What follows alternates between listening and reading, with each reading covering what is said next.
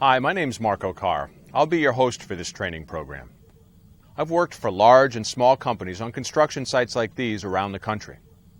I wish I had the time to tell you how often I've been involved in injury and fatality investigations related to excavation safety. What I can tell you is that a lot of what you're going to hear today, whether it's OSHA requirements, company policies, or my recommendations, are based on actual tragic facts.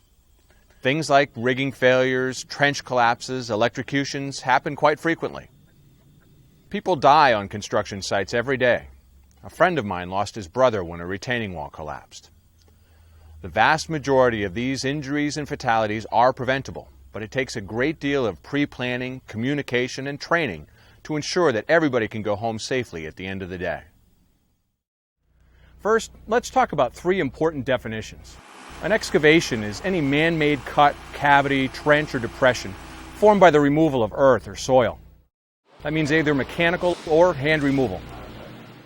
You may have heard the terms excavation and trench used interchangeably, but there is a difference. A trench is an excavation that's deeper than it is wide, usually not wider than 15 feet. Bottom line is that nearly all trenches are dangerous if not protected, due to the fact that they're narrow and you can get trapped. Some excavations, however, especially on large building sites, may only be dangerous near the slopes. It's important to know the difference and to always be on your toes. You've probably heard the term competent person. I'm the designated competent person on this job site. It's my job to identify existing hazards or to predict hazards that may occur in the excavation or in the surrounding areas. Every day I have to take a close look at the conditions of the site to make sure that all the protective systems are keeping workers like you safe. I've got to determine whether working conditions are unsanitary or hazardous to workers, and it's my duty to take prompt corrective measures to eliminate any danger. Basically, it's my job to make sure that you and your coworkers can do your jobs safely. Did you know that cave-ins are the leading cause of death in excavation work, and that collapses are 18 times more likely to result in death than common construction accidents? Cave-ins aren't the only dangers involved in excavation work, though. Other hazards include water accumulation, the collapse of nearby structures, and hazardous atmospheres produced by toxic gases in the soil.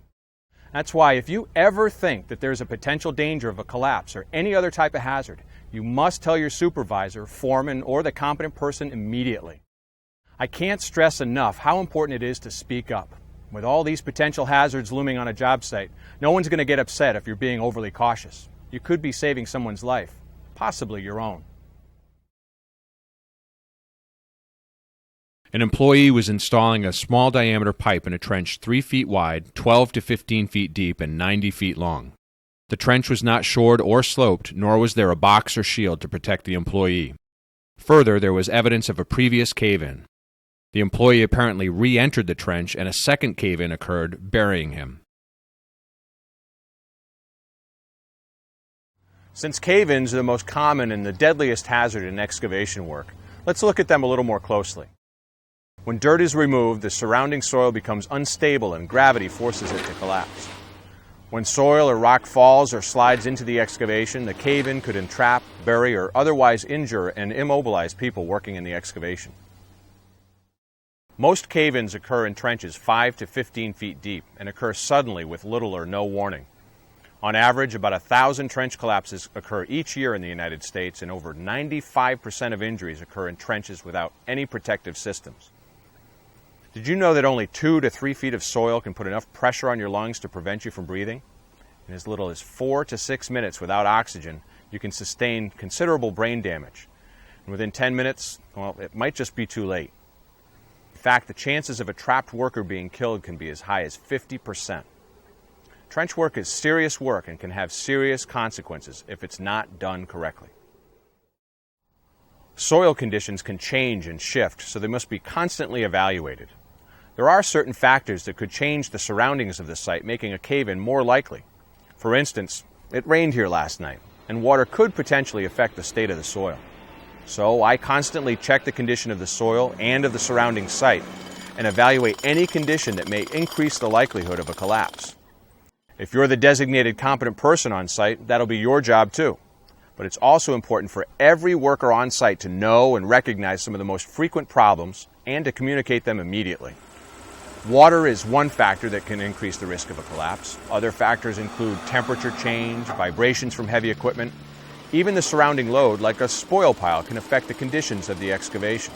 Also, a lot of the soil that we work in has been previously disturbed. Previously disturbed soil is different from soil that's never been excavated. It can contain backfill or other materials that can rapidly break away from native soils. Sometimes there are visible warning signs around the excavation that can be spotted before a cave-in occurs. And if you're aware of these warning signs, your chances of getting out before a collapse increase significantly. Some of these visible signs may include ground settlement or narrow cracks in sidewalls, slopes, or the surface next to the excavation. Flakes, pebbles, or clumps of soil may separate and fall into the excavation, or there may be changes or bulges in the wall slope. If you notice any of these signs, get out of the excavation immediately and get your coworkers out too. A life is too high a price to pay to overlook any one factor or warning sign. Cave-ins are possible, they can happen if you're not careful, but they can be prevented. And let's face it, preventative measures take a lot less time and effort than an emergency retrieval. There are different types of cave-ins that happen in various types of conditions. For instance, a spoil pile slide is probably the most common type of cave-in. It occurs when dirt is piled too close to the edge of a trench. A shear wall collapse occurs most frequently in clay or layered soils. Part or all of one side of the wall begins to crumble into the trench, along with the weight of the spoil pile. The height of the falling soil is added to the weight, generating a great deal of force. An average collapse of 2 to 3 yards of soil can weigh 4,000 to 6,000 pounds, or nearly the weight of a pickup truck. A lip slide may be an indicator of a potentially more hazardous collapse to come. A belly slough often occurs in areas near underground utilities or where running water is present. This type of slide occurs when softer soil weakens under the more stable soil. The collapse can be rapid and usually buries or traps the victim quickly. The resulting overhang makes rescue more dangerous and difficult as well. Telltale fracture lines often appear near the bottom wall of the trench before a belly slough occurs. Boiling and heaving and squeezing are two other types of soil conditions that need to be taken into consideration when working in a trench or excavation. Boiling is marked by an upward water flow into the bottom of the cut, creating a quick condition, like quicksand.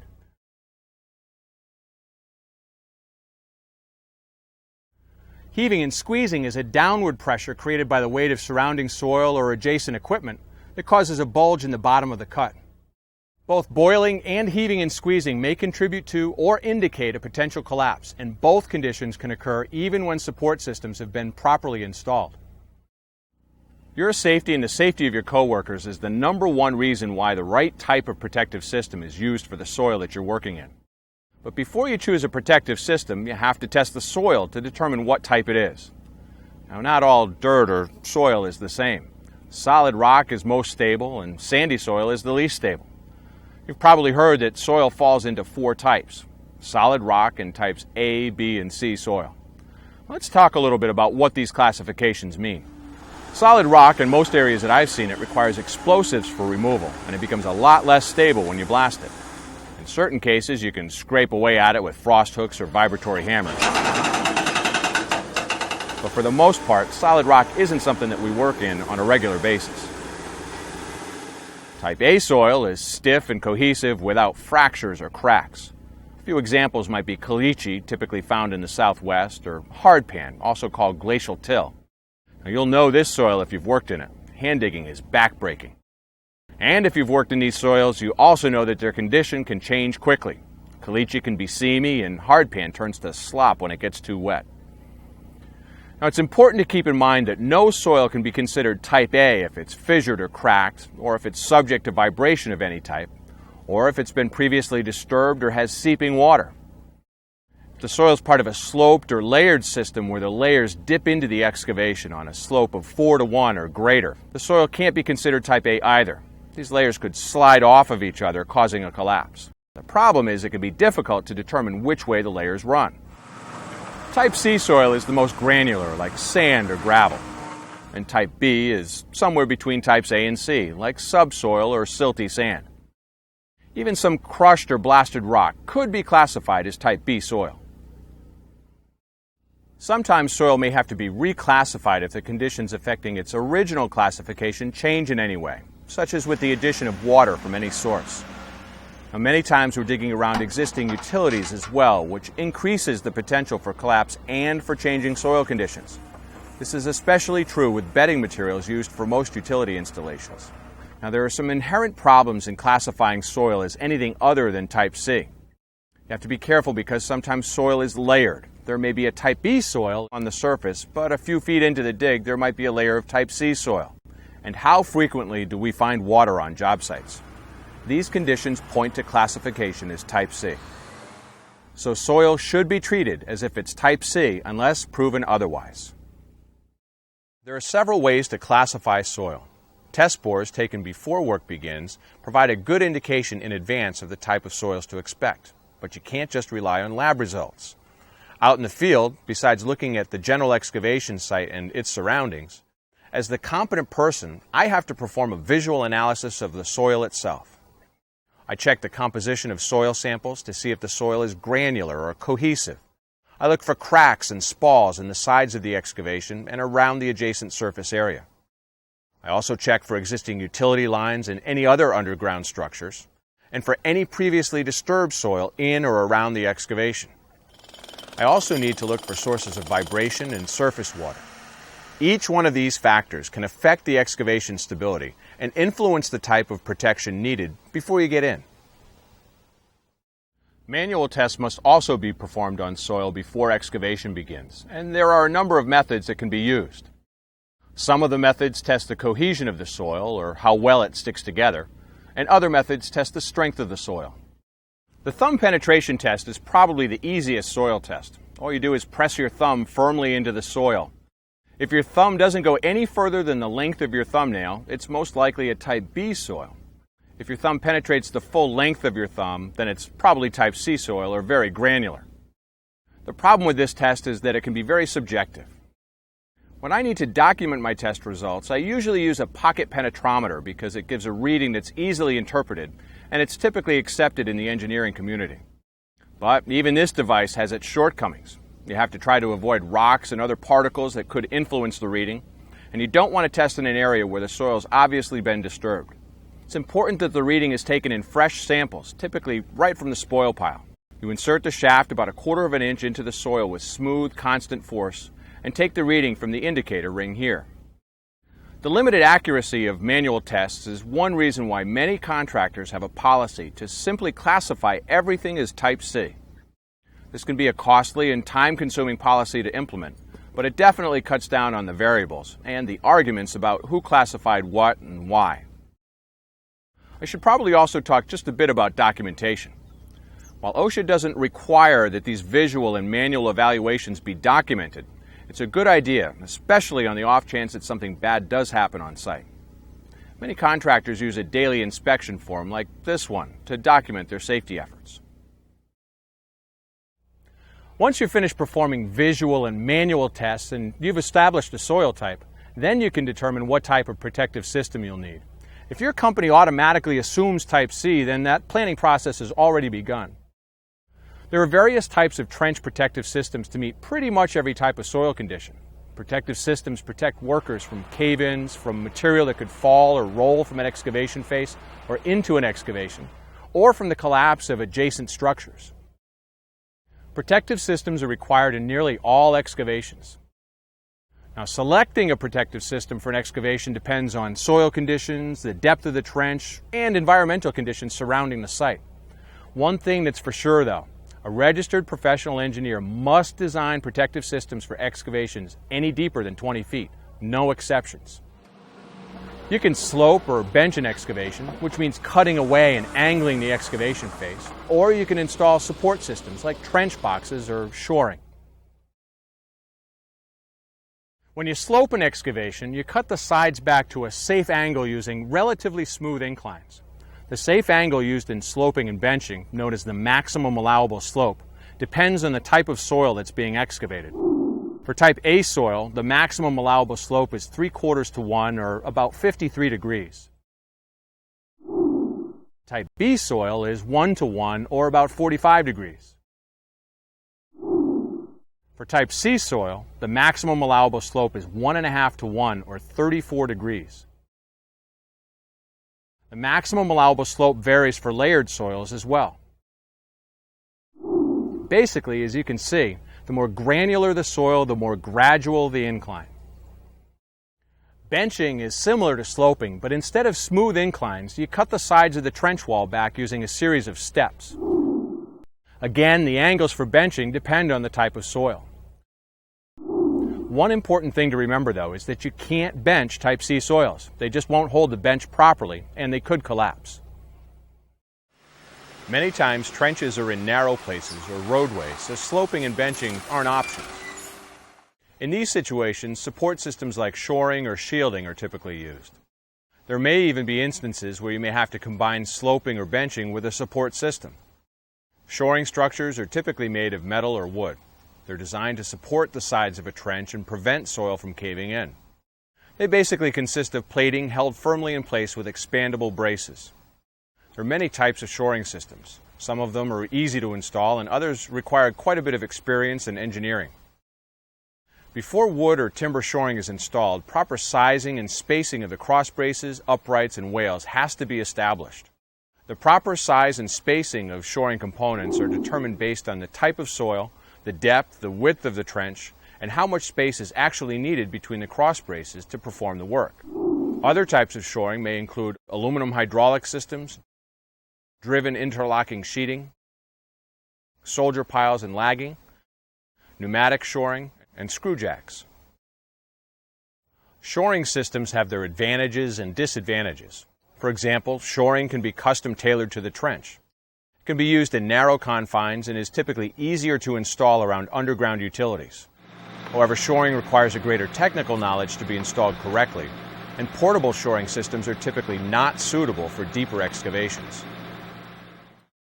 Shielding structures, or trench boxes as they're often referred to, are placed inside trenches or excavations and are strong enough to protect workers in the event of a cave-in, so long as the workers are within the confines of the box.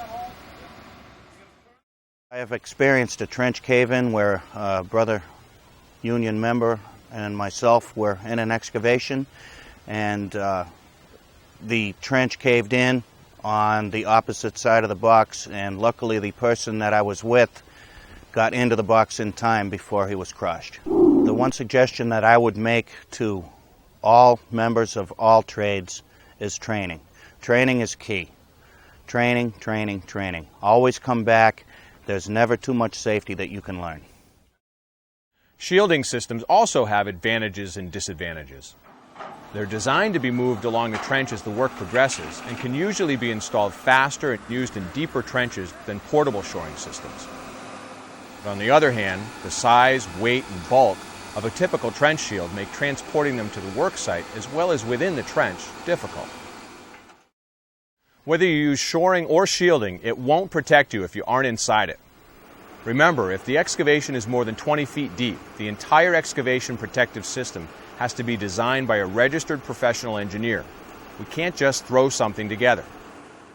I should also point out that manufactured systems like hydraulic shores and trench boxes come with what's called a tabulated data sheet. This sheet documents the acceptable design load for the specific device being used. For instance, a box might be designed for depths of up to 20 feet in a Type B soil, but it may only support depths of 15 feet in a Type C soil. Now, these sheets need to be kept on site for reference. Make sure that the serial numbers on the sheet match the numbers on the box, and never modify a system without written consent from the manufacturer. No matter how many years' experience we have in the field, most of us aren't structural engineers, and we can't change a protective system's design without their input. Back in 1979, I was a laborer out of Providence, Rhode Island, Local 271. I was a top man watching for the safety of the people inside. Unknowingly, the earth around the outside of the trench box gave way. We fell about, I would say, into the earth 10 feet. It undermined from water outside the trench underground. And it caused just a washout, and we went down. The only thing that was showing was like half of my right arm. And that's how they knew where we were. Through the quick response of other laborers, they dug us out. And, you know, we were scratched up a little, a couple of cuts from shovels, but we were all right, thank God. We learned, if we ever were buried, not to panic, because naturally you're using up the oxygen that would be in your body under a stressful condition. My message is to work safe in and around these trench areas, around machinery. If they foresee a condition, report it immediately to their foreman out on the job site. Even after testing soil and determining which protective system will be used, problems can still occur. That's because there are still many other safety and health issues that need to be taken into consideration before digging and throughout working in an excavation. Things like surface encumbrances, utility lines, hazardous atmospheres, fall protection, roadway safety, and water accumulation, just to name a few. That's why it's so important to have a competent person on the job site at all times. My job doesn't end with inspecting site conditions, testing soils, and determining which protective system to use. I also have to test for hazardous atmospheres, monitor water removal equipment, inspect and evaluate excavations before a shift begins and throughout the day. We'll have to reassess after any type of weather change or when there are nearby sources of vibration. I need to pay close attention to whether the walls of a trench begin to sag or crack, or if the bottom bulges or water seeps in, or if a spoil pile has changed size, location, or placement. I pretty much have to keep an eye on things all day long.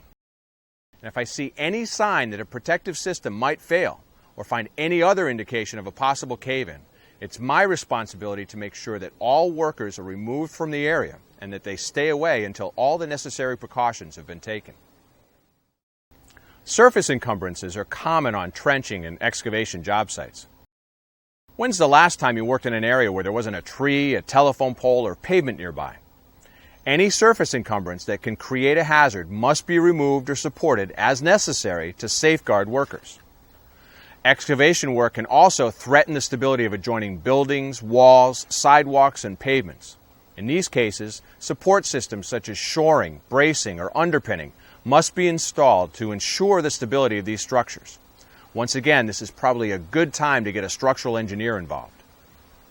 Let's face it, when performing excavation work, there's always a chance that underground utilities exist. Digging into underground utility lines can cause hazards like fires, explosions, flooding, electrical shocks or arcs, and toxin inhalation, all of which can cause serious injury or even death. Before digging, your employer must contact the utility companies or the property owners to locate sewer, telephone, fuel, electric, water lines, and any other utilities. If any underground utility lines or other installations exist, they must be protected, supported, de-energized, or removed. And don't forget, utilities can be overhead as well. Always maintain a minimum of 10-foot separating distance from overhead power lines. Mike, there's a broken pipe up there on the hill. Can you tell me a little bit about what happened there? Well, we were ready to cut and cap it up on the top of the hill, and the water department said it was shut down. We put a whole ram through it. Ended up it wasn't shut down. We ended up filling up the entire area you see here that's been blasted out. About 100,000 gallons or so filled the area. When working in a trench, you can't just jump into it and try to find a way to climb out later. There has to be a safe means of entry and exit for workers, like a ladder, stairway, ramp, or other safe means. You must be able to exit a trench quickly and within 25 feet of where you're working. It's also a good idea to make sure that there's at least one ladder per trench box so workers don't have to climb over or through spreaders to get out. Lifting equipment such as loader buckets and backhoe shovels are not safe means for entering and exiting a trench. If you use a ladder, it has to be inspected prior to use and it must be installed and secured properly. Ladders must also extend at least 3 feet above the landing surface. To use structural ramps, a competent person must design them and you need to be able to walk upright up the ramp.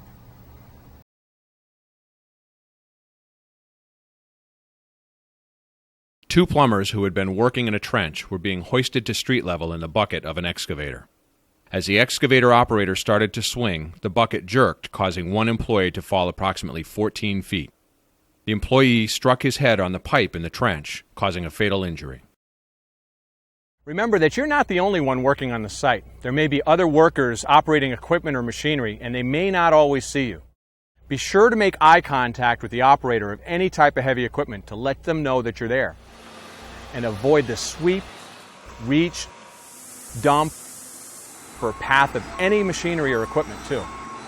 Likewise, don't stand under any loads handled by lifting or digging equipment, or near any vehicle being loaded or unloaded. If there's mobile equipment operating next to or at the edge of an excavation, use some type of warning system such as barricades, hand or mechanical signals, or stop logs to let the operator know where the edge is. I also make it a habit to wear my reflective safety gear whenever I'm working around heavy equipment. It makes it that much easier for the operator to see me. Again, this is a requirement that many contractors are instituting, and I think it's a great idea. Excavation and trenching operations are often conducted on roads and highways. When you're working on or near a highway, it's important that you wear reflective safety gear. You need to make yourself stand out as much as possible in a situation where there are drivers and heavy equipment operators around you. Make sure that you inspect your work area frequently, and wherever possible, minimize the effect of excavation operations on traffic, such as changes in traffic patterns. New traffic patterns can be confusing to drivers, which can make them dangerous for you and your coworkers. Don't ever turn your back on traffic. Make sure that you see them even if they don't see you, and never stand in an open traffic lane. Show pedestrians and motorists where you expect them to go, and give motorists enough time to respond, but have a buffer space prior to the work area just in case. Think about how the weather conditions may affect visibility and stopping distance. Drivers have a harder time seeing in heavy rain or fog, and have a harder time stopping when it's snowing or sleeting. Make sure that there are enough warning devices such as cones or barrels on the roadways, and replace any damaged signs or devices that you see immediately. They're not going to be very effective if they're not visible. Everyone working on the site must have adequate training. Some states even require certification for flaggers or the use of police details for traffic control. But regardless of who's directing traffic, it's important that everyone know what their job is and where they should be. Perhaps, most importantly, plan an escape route just in case an emergency does occur. Lifting and moving heavy loads with rigging cables and hooks are common operations on excavation sites, so it's important that safe rigging procedures are followed. Any rigging performed on site must be done under the supervision of a competent person who's experienced in rigging, and all rigging equipment must be inspected by a competent person prior to use. Chains used for lifting should be grade 80 or better and marked as such. And make sure that multi-leg cable slings and nylon slings are marked with their capacity as well. Never pull slings out from under a load with equipment. This can cause excessive abrasion. Remove damaged equipment immediately and notify your supervisor or the competent person that the equipment is unfit for use. Lastly, make sure that you're properly trained, and if you have a question, don't be afraid to ask. Most of the time, workers need to get from one side of the excavation to the other, so proper walkways must be provided. Any walkway that's 6 feet or more above a lower level should be equipped with guardrails to prevent falls.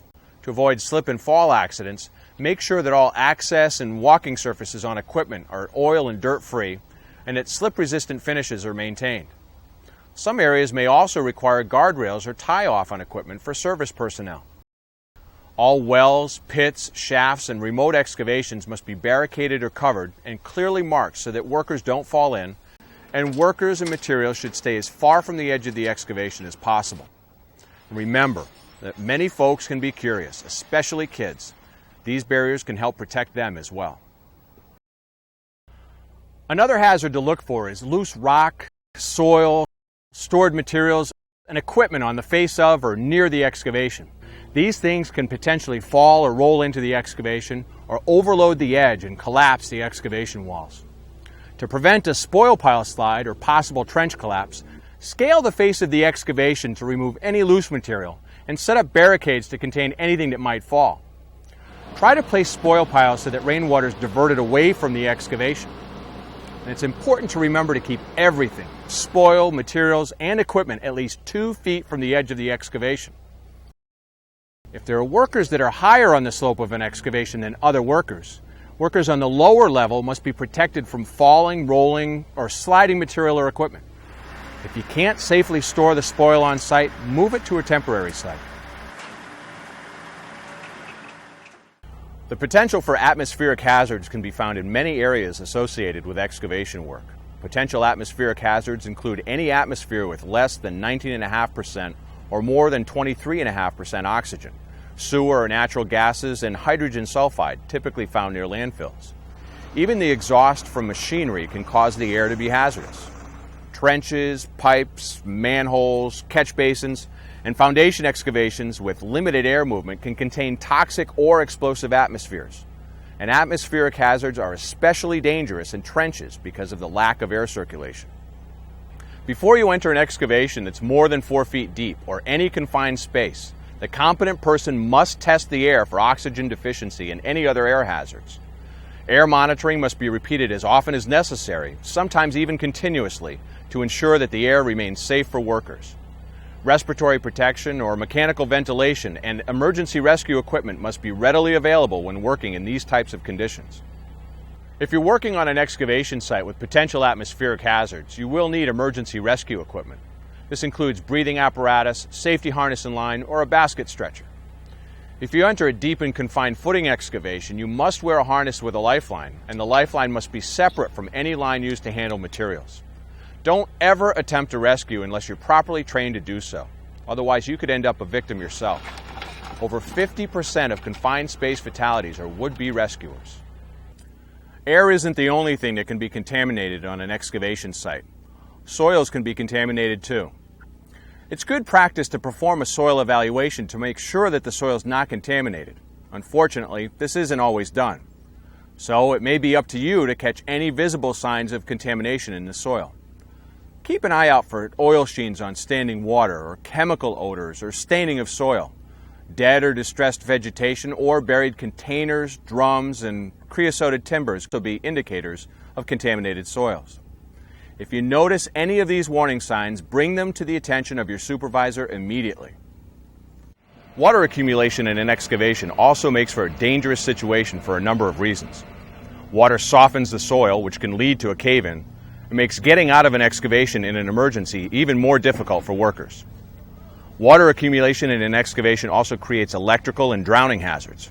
You should never work in an excavation with standing water or where water is accumulating unless adequate protections have been taken. Protections against water accumulation include installing special support or shield systems, using safety harnesses and lifelines, or removing the water with pumping equipment.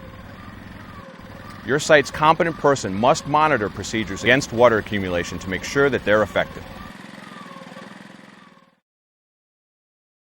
Workers are not permitted in any excavation below the base or footing of a foundation or a retaining wall that's likely to be a danger to them. The only exceptions are when a support system, like shoring or shielding, is installed, or when the excavation is performed in stable rock, or when a registered professional engineer has determined that the excavation activity will not affect the structure nor pose a threat to the workers. Even after all precautions are taken and every safe work practice is carried out, you and every worker on site must be prepared in case the worst does happen, and you must be able to think and react quickly should an emergency occur. Emergencies typically come about quickly and without warning in excavation operations, and they can sometimes very easily result in injury or death. Excavation and trenching emergencies are not limited to just cave-ins. Material, equipment, or workers could fall into an excavation. A worker could succumb to a hazardous atmosphere, come in contact with an electrical line, or be struck or crushed by vehicles or equipment. What if the protective system fails? Would you know what to do in the event of an emergency? Luckily today, these guys are just practicing, but tomorrow it could be the real deal. And so the faster you react, the faster they can react. When you start working on a job site, make sure that you know the location of the nearest landline phone and any phone numbers that you might have to dial in your area. Remember that some places don't use 911 as their emergency number, and cell phones, they don't work on every job site. Your company should have an emergency action plan, and it must be communicated to every single worker. If you're not sure what the emergency action plan is for your site, don't be afraid to ask questions. Your knowledge could help prevent serious injury or even death. Trench and excavation retrievals are extremely dangerous operations. Additional collapses could occur, or utilities could collapse into unsupported trenches. Attempting to use equipment to dig a trapped worker out could result in decapitation or other very serious injuries. Trapped workers are frightened and can become frantic, and would-be rescuers react in much the same way. This puts the victims in even greater danger, and the rescuers could become victims themselves. This is why emergency retrieval should only be executed by people who are properly trained and equipped to perform them, So don't ever enter the trench during an emergency without proper training. You can do your part to help though. Keep calm, secure the site prior to the rescue team's arrival. Shut down all equipment, move materials and tools away from the trench, and account for all workers on site. But once the emergency personnel arrive on the scene, back up and let them do their jobs. Rubberneckers can get in the way of trained rescue personnel, and that could cost valuable seconds, which could be the difference between life and death. We have been activated once in central Massachusetts for an incident where a gentleman was working at a construction site, putting in a foundation, happened to have a very high water table in the area, and the gentleman got stuck in the mud approximately up to his waist or a little bit higher. The contractors worked approximately 2 hours, 2.5 hours prior to notifying the local fire department that there was actually an emergency on scene. Once the local fire department got activated, they arrived on scene and they activated our technical rescue team. We responded with all our members, and once we arrived on scene, it took us approximately a half hour to remove the victim from the mud. Some of the injuries we could have expected would have been like the crushing syndrome. Had it been like chest level, obviously the patient wouldn't have been able to expand his lungs or her lungs at the time. So we had to allow for that during the extrication so we don't have a sudden onslaught of blood rushing through the body where the body was compressed. People should follow the regulations and laws that are required of them, such as using a trench box when it's required. If the trench does get deep enough that it requires to be engineered, then they should have an engineer do it. If they follow most of the regulations, then they really shouldn't have a need for our team to respond, which is the way we would rather see it. Sometimes you can stop an emergency before it even occurs. When in doubt, get out. If you see anything about the excavation that looks unsafe or dangerous, get yourself and your coworkers to a safe place as quickly as possible. Notify your competent person and let him or her know of your concerns. We're trained to deal with these types of situations and can determine the next steps to take to ensure your safety. Remember, working smarter means working safer, and that makes everybody's job a lot easier.